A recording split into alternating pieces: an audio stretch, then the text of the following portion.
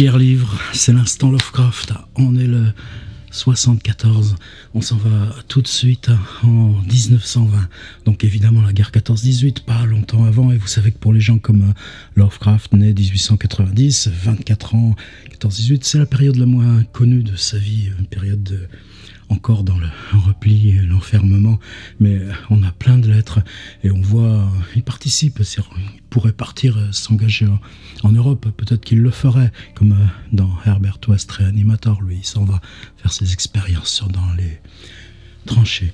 Donc simplement, on sait qu'il reçoit le flux du monde et ce qui menace, c'est les sous-marins qui traversent l'Atlantique et qui viennent avec tous ces accidents vers les côtes.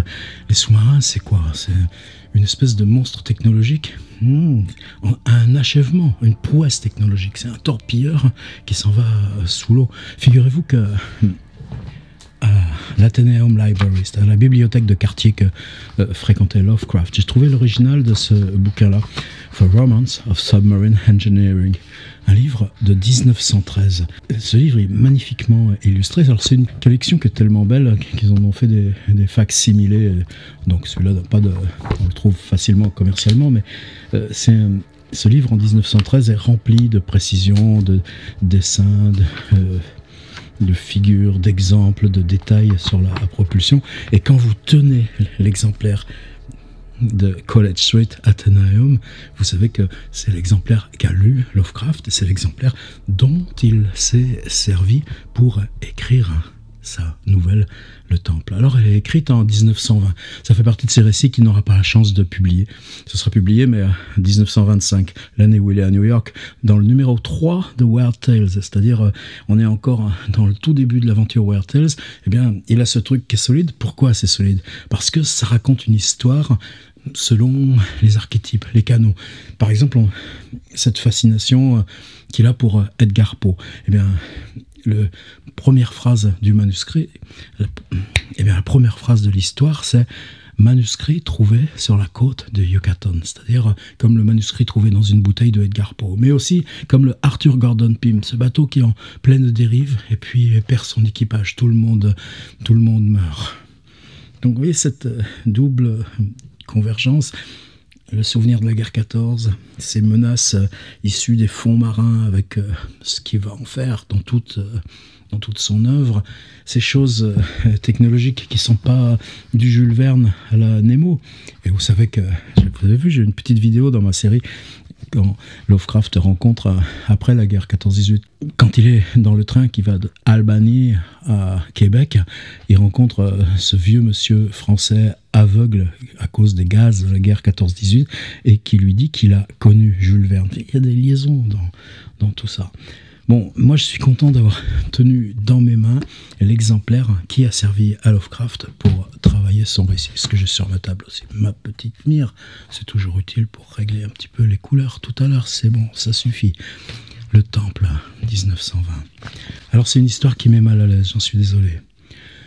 Parce que celui qui la raconte, c'est un ennemi, un Allemand, quelqu'un qui devient un petit peu fou comme le capitaine Nemo à cause de ses profondeurs de la mer, parce qu'il a fonction de donner la mort, et qu'il ne maîtrise plus sa pulsion de donner la mort, et qu'il va l'appliquer à ses propres compagnons de navire, profitant de son autorité.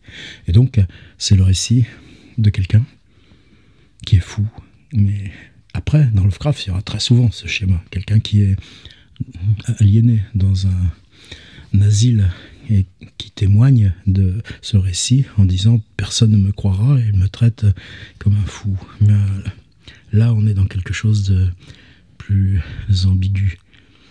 C'est normal que l'ennemi devienne fou. Mais nous, quand on lit ça, des fois on n'est pas à l'aise, ça fait rien, on le lit quand même. Manuscrit trouvé sur la côte de Yucatan. Le 20 août 1917, moi, Karl Heinrich, comte d'Altberg-Herrenstein, lieutenant dans la marine impériale allemande et commandant du sous-marin U-29, confie à l'océan Atlantique cette bouteille et ce rapport à un point qui m'est inconnu, mais probablement de latitude 20 degrés nord et de longitude 35 degrés ouest. où mon navire repose sur le fond de la mer. Je le fais parce que tel est mon souhait d'établir un certain nombre de faits inhabituels et de les porter à la connaissance publique. Chose qu'il ne me sera pas possible d'accomplir en personne parce que je n'y survivrai pas. Les circonstances qui m'environnent étant aussi menaçantes qu'extraordinaires, et n'impliquant pas seulement le naufrage sans espoir du U-29, mais la confusion de ma volonté inaltérable, une volonté germanique, dans un désastre encore plus grave. L'après-midi du 18 juin, comme en sera attesté par la communication sans fil avec le U-61 en route retour pour Kiel, nous torpillâmes le cargo anglais Victory, parti de New York pour Liverpool, par une latitude de 45°16 nord et une longitude de 28°34', laissant s'échapper l'équipage dans les barques de sauvetage selon la recommandation de l'amirauté pour en obtenir un film favorable. Le bateau sombra très cinématographiquement. La proue d'abord. La poupe s'élevant très haut hors de l'eau, tandis que la coque trouée s'enfonçait perpendiculairement vers le fond de la mer. Notre caméra sut n'en rien omettre, et je regrette sincèrement qu'un aussi beau film ne parvienne jamais à Berlin. Après, nous tirâmes au canon sur les barques de sauvetage et les coulâmes. Si j'ai le droit de faire une petite interruption, j'avais complètement zappé qu'on vient de passer une de ces très très rares occurrences du cinéma dans Lovecraft, et que là, non seulement il s'agit d'un film réalisé par le narrateur, documentaire sur le navire qu'on torpille, mais en plus un film qui n'existe pas puisqu'il disparaît avec le sous-marin. C'est tout ça parce qu'on est quelques-uns à bosser aussi un petit peu en profondeur sur ce rapport de Lovecraft avec le cinéma, voir la vidéo Nyarlathotep, fin du post-scriptum. Après, nous tirâmes au canon sur les barques de sauvetage et les coulâmes. La réalité, le film, et puis que quand on reprend la triste vérité de l'histoire, c'est autre chose. Et c'est important, ce crime totalement gratuit. Vous voyez, on torpille un bateau, et les sous-marins, ils viennent jusqu'à New York pour torpiller les bateaux qui envoient en Europe des vivres, des soldats, des munitions. On fait un beau film sur les marins s'échappant dans les barques de sauvetage. L'humanité dans la guerre. Oui, on est en Méditerranée aujourd'hui, là, complètement. Et puis à peine le film est-il en boîte qu'on sort les canons et qu'on mitraille. Seulement voilà, il y a un cadavre. Et tout commence. Quand nous fîmes surface, au crépuscule, on retrouva le corps d'un marin sur notre pont. Ses mains agrippées au bastingage d'une curieuse façon. Le pauvre garçon était jeune, la peau plutôt foncée, elle est très agréable. Peut-être un Italien ou un Grec, mais indubitablement quelqu'un de l'équipage du Victory. Il pensait évidemment trouver refuge sur le navire qui avait été forcé de détruire le sien. Une victime de plus à l'injuste agression guerrière que ces cochons d'Anglais ont déclenchée contre la mère patrie. Nos hommes le fouillèrent, en quête de souvenirs, et trouvèrent dans la poche de son manteau une très singulière sculpture d'ivoire représentant une tête jeune et couronnée de laurier. Le thème de la figurine qu'on retrouvera tout le temps aussi, y compris la figurine sculptée au début d'Arthlou par l'étudiant en art de Providence qui incarne dans La Glaise le rêve qu'il a eu la nuit. Mon compagnon officier, le lieutenant Clance, pensa que l'objet était ancien et de grande valeur artistique, et il le reprit au matelot pour se l'approprier. Comment c'était venu en possession d'un matelot ordinaire, ni lui ni moi ne pûmes l'imaginer.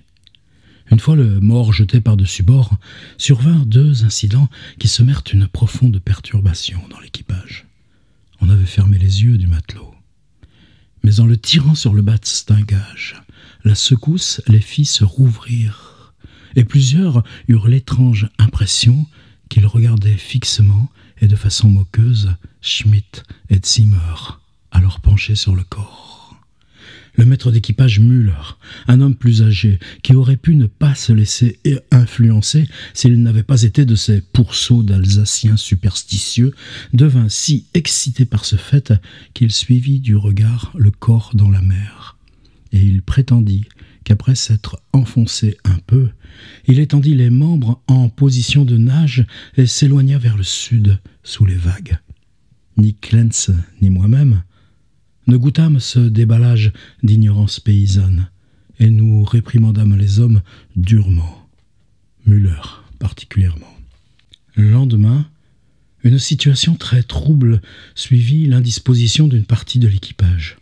Ils souffraient, à l'évidence, de la tension nerveuse de notre long voyage et avaient de mauvais rêves. Plusieurs semblaient hébétés et stupides, et après m'être assuré qu'ils ne simulaient pas leur malaise, je les dispensai de service.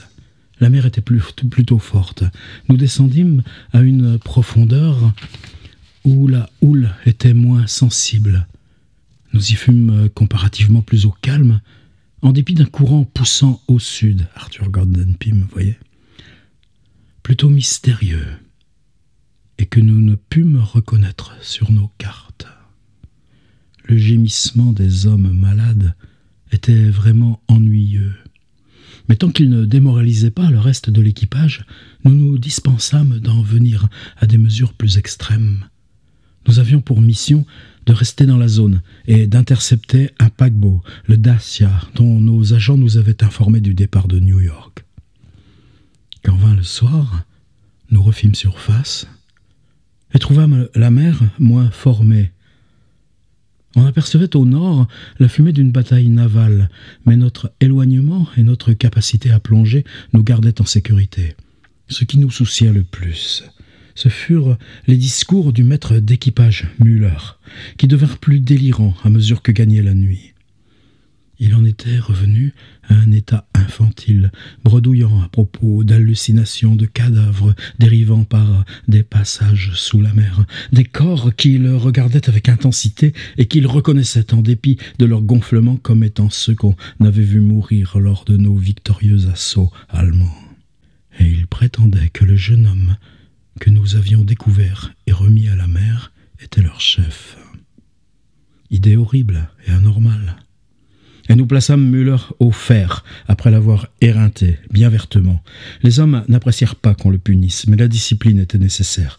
Nous refusâmes d'obtempérer ensuite à une délégation menée par le marin Zimmer, demandant que la curieuse tête d'ivoire soit jetée par-dessus bord.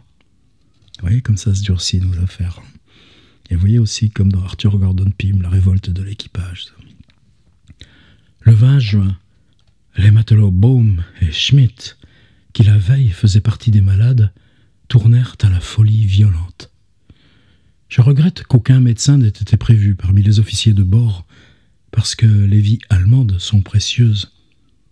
Mais les divagations de ces deux-là, à propos d'une terrible malédiction, devenaient trop subversives pour la discipline, et des mesures drastiques durent être prises. L'équipage s'y résigna, en grognant. Mais cela sembla calmer Müller, qui dès lors ne causa plus d'ennui. Le soir, nous l'élargîmes, et il retourna silencieusement à son service.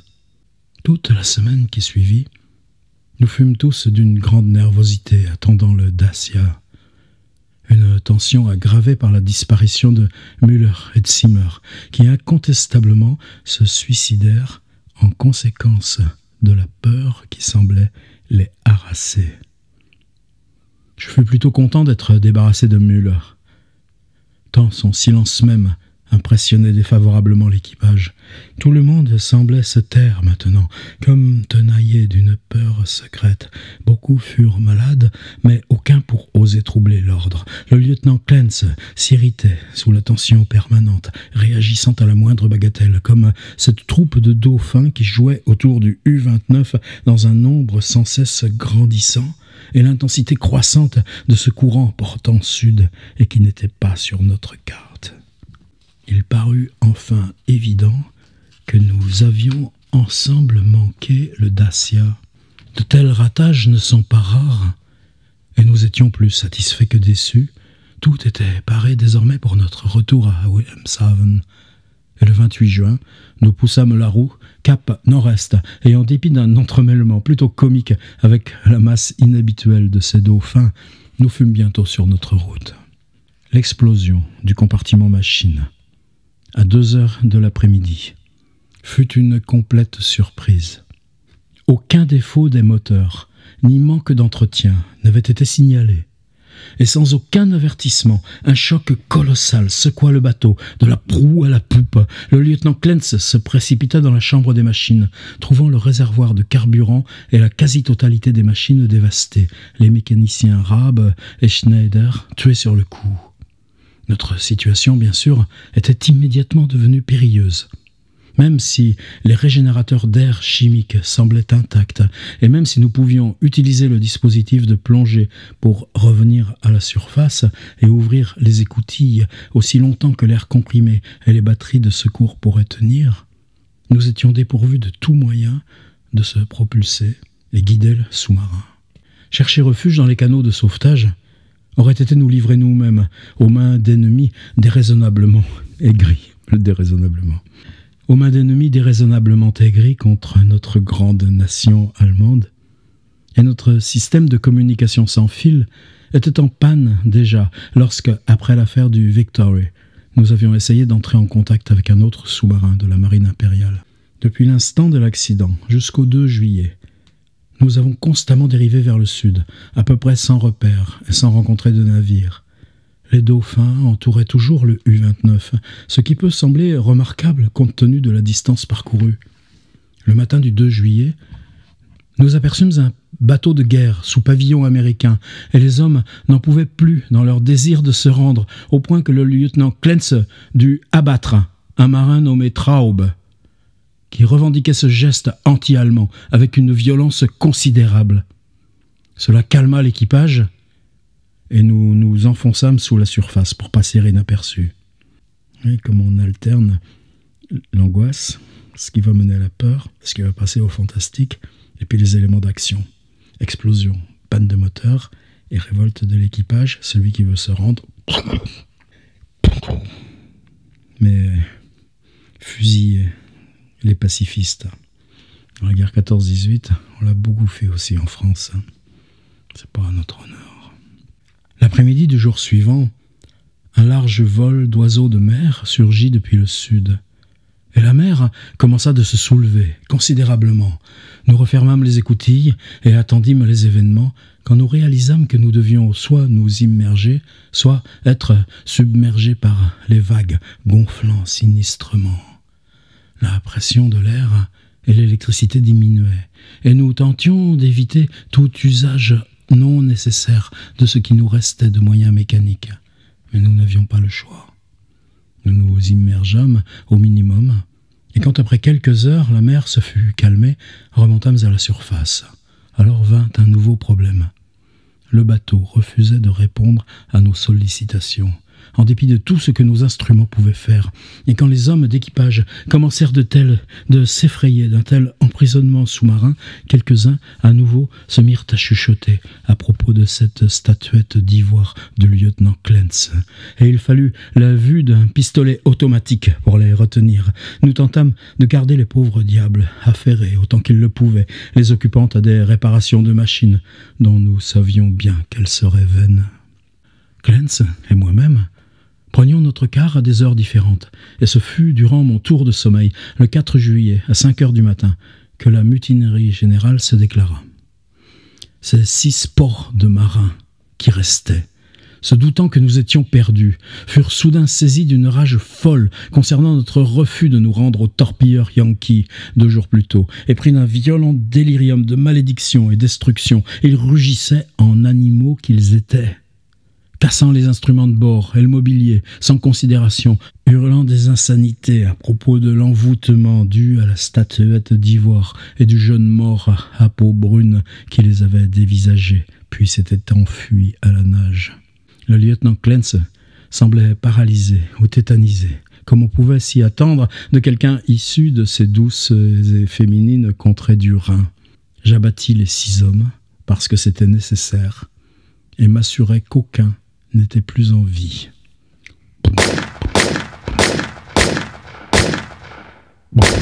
Nous expédiâmes les corps par la double écoutille et nous nous retrouvâmes seuls à bord du U-29. Ce qu'on appelle une didascalie. Ça. On fait le point sur la situation et c'est parti. Ils sont plus que tous les deux. Clance semblait devenu très nerveux se mit à boire avec excès. Nous décidâmes que nous resterions en vie tant que possible, disposant d'une large réserve de provisions et d'un apport d'oxygène chimique qui n'avait pas souffert des folles singeries de ces imbéciles de marins. Nos compas, gyroscopes, loques et autres instruments de précision étaient détruits. Aussi nous nous dirigerions désormais à l'estime, d'après nos montres, le calendrier, et ce que nous pourrions juger de notre dérive à travers les hublots ou depuis le périscope. Par bonheur, nous avions en réserve des batteries pour longtemps, aussi bien pour l'éclairage intérieur que pour le projecteur. Nous l'allumions fréquemment pour surveiller les alentours, sans rien voir d'autre que ces dauphins nageant parallèlement à notre dérive erratique. Je portais un intérêt scientifique à ces dauphins. Si le dauphin commun, Delphinus delphis, est un mammifère incapable de nager sans respirer de l'air, j'observais un de ces cétacés nager en apnée pendant 2 heures sans qu'il en paraisse autrement affecté. À mesure que le temps passait, Clance et moi-même jugeâmes que nous dérivions toujours vers le sud et qu'en même temps nous plongions de plus en plus profond. Nous observions, prenions des notes sur la faune et la flore marine, complétant nos connaissances par les livres que j'avais emportés pour le temps libre. Je ne pouvais m'empêcher de remarquer cependant l'absence de curiosité scientifique de mon compagnon. Son esprit n'était pas prussien, mais s'adonnait à des imaginations et spéculations sans valeur. L'idée de notre mort prochaine, et il se mettait fréquemment à prier, tant l'obsédait le remords des hommes, femmes et enfants qu'il avait expédiés au fond, oubliant que toutes choses sont nobles si elles servent le destin de l'Allemagne. Le déséquilibre s'empara de lui progressivement, regardant pendant des heures la statuette d'ivoire et inventant d'incroyables histoires sur les choses perdues et oubliées que recèle le fond de la mer. Parfois, dans un but d'expérimentation psychologique, je le ramenais sur ses fantaisies et l'écoutais dans ses contes et rapports sans fin des bateaux coulés. J'en étais désolé pour lui, parce que je n'aime pas voir un Allemand souffrir. Mais ce n'était pas un homme comme il faut pour mourir ensemble. Moi, j'en étais fier, sachant comme la patrie honorerait ma mémoire et comment on enseignerait à mes fils ce qu'était un homme comme moi. Le 9 août, nous pûmes observer le fond de l'océan et allumer le puissant faisceau du projecteur pour l'éclairer. C'était une vaste plaine ondulée, principalement recouverte d'algues et parsemée des coquilles de mollusques minuscules. Ici et là, des objets visqueux aux contours déroutants, drapés de varechs et de berniques incrustés, et Clance déclara que c'étaient d'anciens navires reposant dans leurs tombes. La chose qui l'étonnait le plus était une crête d'apparence solide et protubérante, dépassant de presque 4 pieds du fond de l'océan à son sommet, d'environ 2 pieds d'épaisseur, avec des côtés droits et une surface d'apparence douce lorsqu'il se rejoignait dans un angle très obtus. J'aurais appelé ça le pic d'un rocher immergé, mais Clance était persuadé d'y voir des sculptures. Encore un moment, et il commença à trembler, et se détourna de la scène comme si elle l'effrayait. Mais il était incapable d'en donner aucune explication, sinon que le terrassait, l'étendue, l'obscurité, l'éloignement, l'archaïsme et le mystère de ces abîmes marins. Son esprit fatiguait. Mais j'étais toujours un Allemand. Et remarquait promptement 2 choses, que le U-29 résistait splendidement à la pression des eaux profondes, et que ces bizarres dauphins nous accompagnaient toujours, même à une profondeur où l'existence d'organismes supérieurs est considérée comme impossible par la plupart des naturalistes. Que j'avais auparavant surestimé notre profondeur, j'en étais sûr. Mais pour le moins, nous étions à une profondeur suffisante pour rendre ces phénomènes remarquables.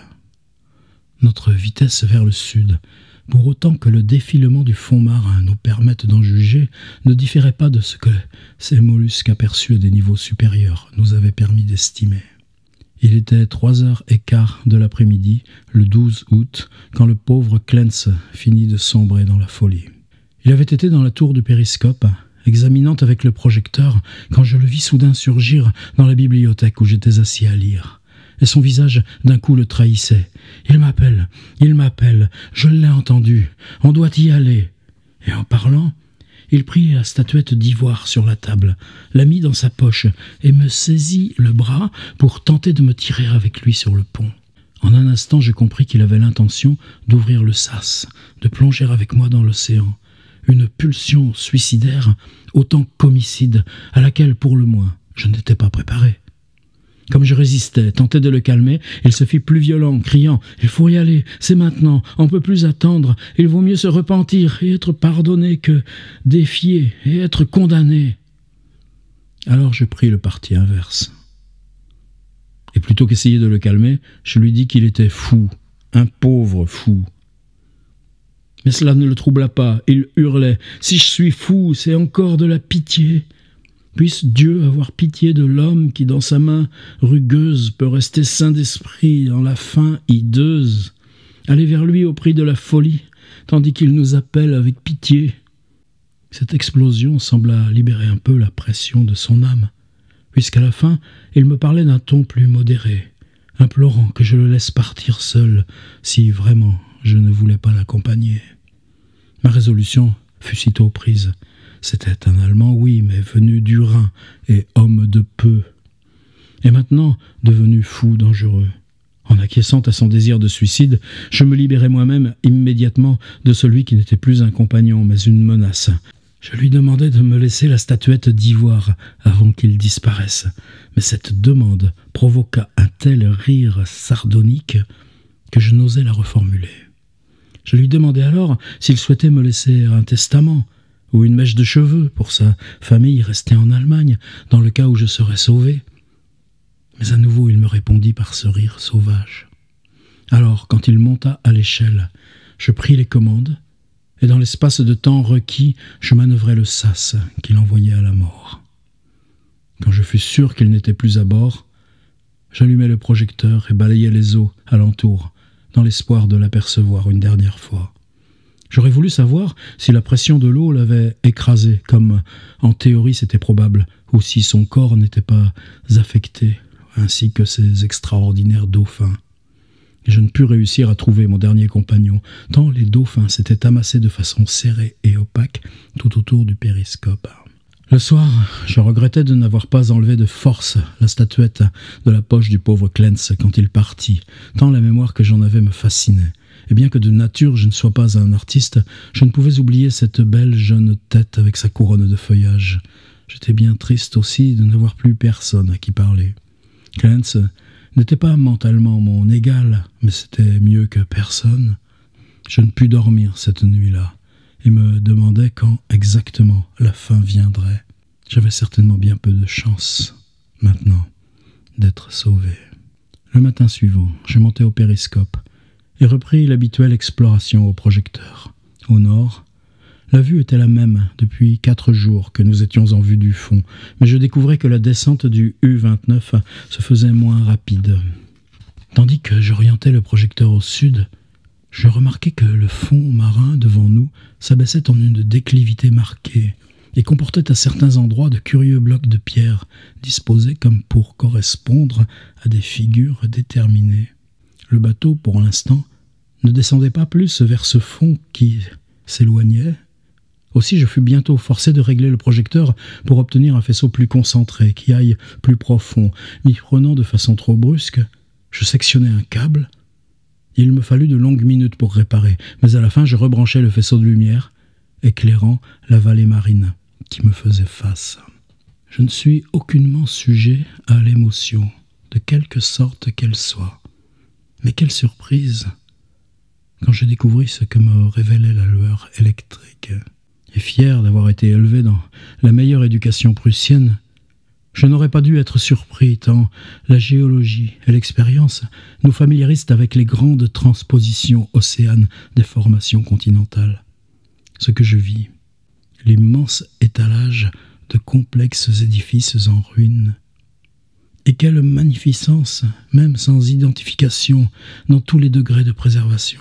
La plupart semblaient de marbre, reflétant de façon blanchâtre les reflets du projecteur, laissant deviner le plan général d'une grande ville à l'ouverture d'une vallée adjacente, avec de nombreux temples isolés et des villas sur les pentes avoisinantes, des toits tombés, des colonnes brisées, mais qui gardaient un air de leur ancienne immémoriale splendeur que rien n'aurait su effacer. Enfin confronté à l'Atlantide, dont j'avais toujours supposé l'existence un mythe, j'en devenais le premier et plus ardent explorateur. Au fond de la vallée coulait autrefois un fleuve. À mesure que j'en découvrais les détails de plus près, je reconnaissais les restes de ponts, de remblais, des quais et terrasses de marbres et de pierres, autrefois verdoyants et magnifiques. Dans mon enthousiasme, j'en devenais presque aussi idiot et sentimental que ce pauvre Clance, et je mis un temps infini à remarquer que le courant qui nous portait au sud avait enfin cessé, laissant le U-29 planer lentement au-dessus de la ville immergée, comme un aéroplane dériverait au-dessus d'une ville à la surface de la terre. Pas beau, ça. Je fus bien lent à découvrir, pareillement, que le troupeau de dauphins s'était évanoui. Pendant 2 heures, le bateau surplomba une place pavée proche de la falaise par laquelle finissait la vallée. D'un côté, j'avais vu sur l'ensemble de la ville, étalée sur la pente qui allait de la place au vieux quai du fleuve. De l'autre, dans une proximité étonnante, j'étais face au fronton d'une construction géante, à l'évidence un temple, richement décoré, parfaitement préservé, avec tout l'appareil qui le sacralisait pour l'adoration d'un dieu imposant. Un art dans sa plus phénoménale perfection, grec dans son idée de départ, mais qui en avait étrangement dévié. Cela donnait l'impression d'un terrible archaïsme, comme d'être l'ancêtre le plus éloigné, plutôt que le plus immédiatement proche de l'art hellène. Et pas moyen de douter non plus que tout le détail de cette architecture massive ne fût taillé à même le roc vierge de notre planète. C'était de façon palpable une partie de falaise sur la vallée, mais comment cette cavité gigantesque avait été creusée, je n'osais l'imaginer. Peut-être une grotte ou une série de grottes en avait fourni l'embryon. Ni l'âge, ni l'immersion n'avaient corrodé la virginale grandeur de cette effrayante ruine, puisque, bien sûr, ce devait être une ruine, et aujourd'hui, après des milliers d'années, elle restait brillante et inviolée dans la nuit sans fin et le silence de l'abîme océanique. Je ne peux me souvenir de combien d'heures je passais à admirer la cité engloutie, avec ses bâtiments, ses portiques, ses statues, ses ponts. Enfin, ce temple colossal de beauté et de mystère. Et je pouvais bien savoir que la mort était proche. La curiosité me dévorait. Je continuais à fouiller de mon projecteur avec enthousiasme. L'acuité de la lampe me permettait de découvrir maints détails, mais ne révélait rien de l'intérieur du temple taillé dans le roc. Je finis par l'éteindre, conscient de la nécessité d'économiser le courant. Le faisceau était d'évidence plus faible qu'il l'avait été durant les semaines de plongée. Et comme aiguisé par la prochaine privation de lumière, croissait mon désir d'explorer les secrets marins. Moi, un Allemand, me devais d'être le premier à fouler ces chemins oubliés du temps. Je ressortis et mis en ordre un scaphandre pour eau profonde, examinai les jointures de métal et vérifiai sa lampe portative et son régénérateur d'air. Même si j'aurais du mal à manœuvrer seul le double sas, sans aucun doute je pourrais surmonter tous les obstacles avec mon sens scientifique et explorer en personne la ville évanouie. Le 16 août, j'effectuai la sortie du U-29 et me frayai laborieusement un chemin à travers les ruines et les rues enveloppées de boue jusqu'à l'ancienne rivière. Je ne trouvai ni squelette, ni d'autres traces humaines, mais récoltai une vraie manne archéologique de sculptures et de monnaies. De cela, il ne m'est pas possible de parler pour l'instant, par crainte que les fouilleurs de grottes écumant l'Europe et le Nil s'en aillent prendre la mer sans prévenir. À d'autres la tâche, guidée par ce manuscrit, si jamais on le retrouve, de venir à la rencontre de mystères que je ne peux seulement qu'évoquer. Je revins au bateau quand mes batteries électriques commencèrent à faiblir, résolu à explorer le temple de roc dès le lendemain. Le 17 août, alors que mon souhait d'aller fouiller les mystères du temps se faisait sentir encore plus vivement, j'affrontais une grande déception quand je m'aperçus que le matériel nécessaire pour recharger la lampe portative avait été détruit dans la mutinerie de ses ports en juillet. Ma colère était sans limite, mais ma raison germanique m'interdisait de m'aventurer sans garantie dans un intérieur complètement noir qui pouvait se révéler être l'abri d'un monstre marin indescriptible ou un labyrinthe de galeries et de passages dont jamais je ne pourrais m'extirper. Tout ce que je pouvais faire, c'était d'allumer la lampe déclinante du U-29 et avec son aide, monter les marches du temple et en étudier les sculptures extérieures.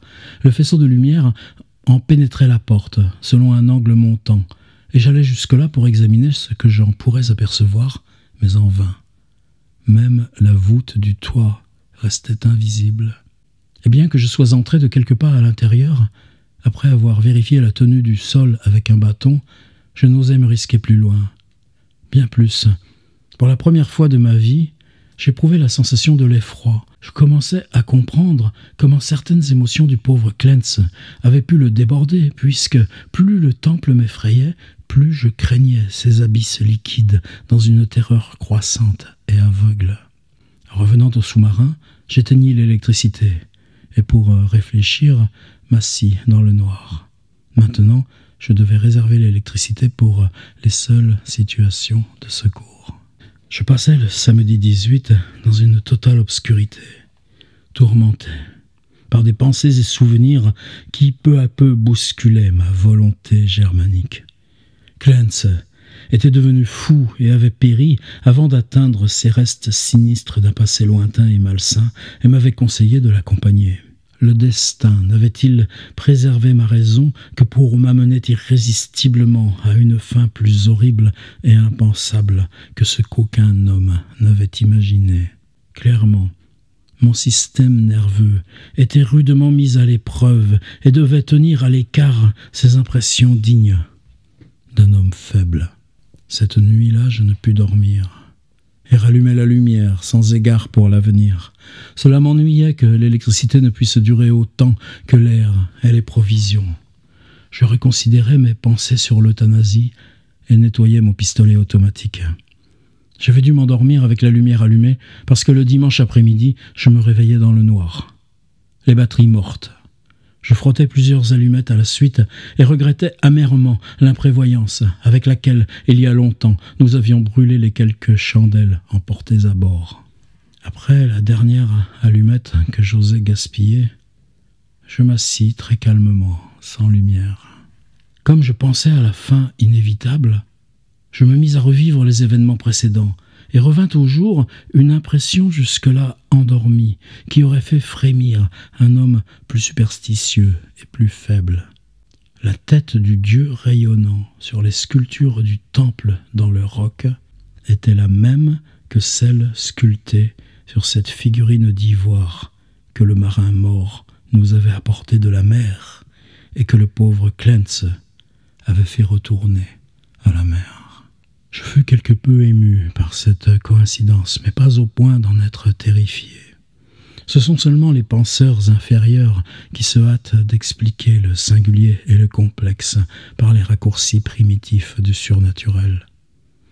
La coïncidence était étrange, mais j'étais trop ancré dans la raison pour relier des circonstances qui n'admettaient pas de lien logique ou associer par une invention mystérieuse les désastreux événements qui avaient conduit de l'affaire du Victory à ma situation présente. Ressentant le besoin d'un meilleur repos, je pris un sédatif et m'assurai un peu de sommeil supplémentaire. Ma condition nerveuse se refléta dans mes rêves, où il me sembla entendre les appels et les pleurs des noyés et voir des visages morts se presser contre les hublots du bateau. Et parmi les morts était le visage vivant et moqueur de ce jeune marin porteur de la statuette d'ivoire.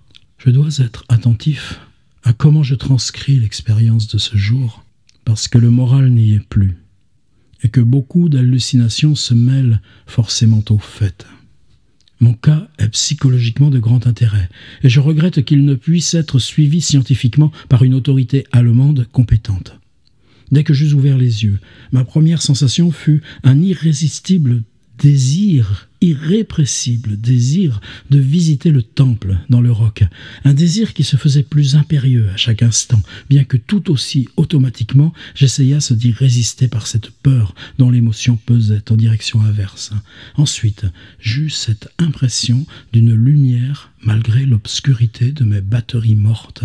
Il me sembla voir briller une lueur phosphorescente dans l'eau par le hublot qui donnait côté temple. Cela excita ma curiosité, parce que je ne connaissais pas dans les fonds marins profonds d'organismes susceptibles d'émettre une telle luminosité. Mais avant que j'aie pu considérer cela de plus près, vint une troisième impression qui, à cause de son irrationalité, me fit douter de l'objectivité de l'ensemble de ce que percevaient mes sens. C'était une hallucination auditive, la sensation d'un son rythmique et mélodique, comme d'un chant ou hymne choral sauvage, mais beau. C'était une hallucination auditive. La sensation d'un son rythmique et mélodique comme d'un chant ou hymne choral sauvage, mais beau, venant du dehors à travers la coque totalement étanche au bruit du U-29. Convaincu de mon anormalité psychologique et nerveuse, je craquai quelques allumettes et préparai une épaisse dose de bromure de sodium qui parut me calmer jusqu'à dissiper cette illusion de son. Mais restait la phosphorescence. Et j'avais de la difficulté à réprimer la pulsion enfantine de venir au hublot pour en deviner la source. Une illusion horriblement réaliste. Et bientôt je pus même distinguer avec son aide les objets familiers qui m'entouraient, aussi bien que le verre vide dans lequel j'avais préparé le bromure de sodium, alors que je n'avais aucun souvenir préalable d'où je l'avais posé. Cette dernière circonstance me fit réfléchir. Je traversai la cabine et vins toucher la vitre. Je savais maintenant que la lumière soit était réelle, soit faisait partie d'une hallucination si fixe et si consistante que je n'avais aucune espérance de la dissiper.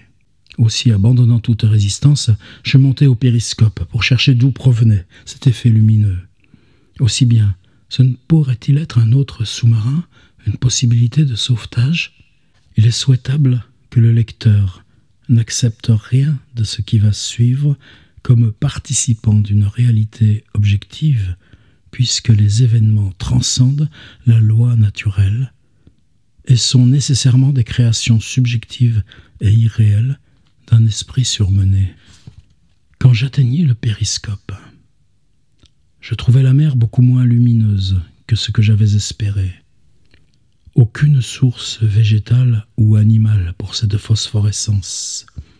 Et la ville qui s'étageait en bas vers la rivière restait invisible dans le noir. Ce que je vis alors n'était ni spectaculaire ni grotesque, mais évacuait mes derniers restes de confiance dans ce que je percevais. La porte et les baies du temple sous-marin creusé dans la falaise de roc émettaient un rayonnement vacillant, comme venu de la flamme d'un autel, loin au-dedans. Les incidents qui suivirent sont chaotiques. Je fus la proie des visions les plus extravagantes. Des visions si extravagantes que je ne peux même les transcrire. Je m'imaginais discerner les objets dans le temple, des objets à la fois immobiles et en mouvement, et crus entendre de nouveau ce chant irréel qui m'était parvenu quand je m'étais éveillé. Et par-dessus tout, revenaient les pensées et les peurs que symbolisait ce jeune homme surgi de la mer et la figurine d'ivoire sculptée dont les motifs reproduisaient ceux des frises et colonnes du temple devant moi. Je pensais au pauvre Clance et me demandais si son corps reposait avec la figurine qu'il avait emportée dans la mer. Elle m'avait mis en garde contre quelque chose que je ne pouvais comprendre, mais il était de ces doux esprits des contrées du Rhin, devenu fou lorsqu'il fut confronté à un choc qu'un Prussien pouvait aisément contrer. Le reste est très simple. Ma pulsion de visiter le temple et d'y entrer s'était maintenant muée en un ordre impérieux et inexplicable qui résonnait comme un ultimatum. Ma volonté germanique ne contrôlait plus mes actes. Mes décisions ne pouvaient plus concerner que les gestes mineurs. Une telle folie, c'est ce qui avait conduit Clentz à la mort, tête nue et sans protection dans l'océan. Mais je suis prussien et homme de sens, et m'accrocherai jusqu'au bout au peu de volonté qui me reste. Quand je sus que je devais y aller, je préparai le scaphandre, le casque et le régénérateur d'air pour un usage immédiat, et aussitôt commençai de rédiger hâtivement cette chronique, dans l'espoir qu'un jour elle parvienne au monde. J'en scellerai le manuscrit dans une bouteille et la confierai à la mer dès que je quitterai le U-29 pour toujours. Je n'ai aucune peur, pas même des prophéties de Clentz devenu fou. Ce que j'ai vu peut ne pas être vrai, et je sais que cette folie qui s'est saisie de ma propre volonté ne peut conduire qu'à l'asphyxie quand l'air me manquera. La lumière dans le temple n'est qu'une illusion. Je mourrai calmement, en allemand, dans les profondeurs noires et oubliées. Ce rire démoniaque que j'entends tandis que j'écris ne peut venir que de mon propre cerveau affaibli. C'est pourquoi je vais précautionneusement revêtir mon scaphandre et monterai fermement les marches pour m'en aller vers cet autel primitif, ce secret silencieux des eaux insondées et des années sans limite. Et une telle fin fait que j'avais vraiment bien raison de dire ce que j'avais à dire avant, pendant et pas après. Lundi prochain,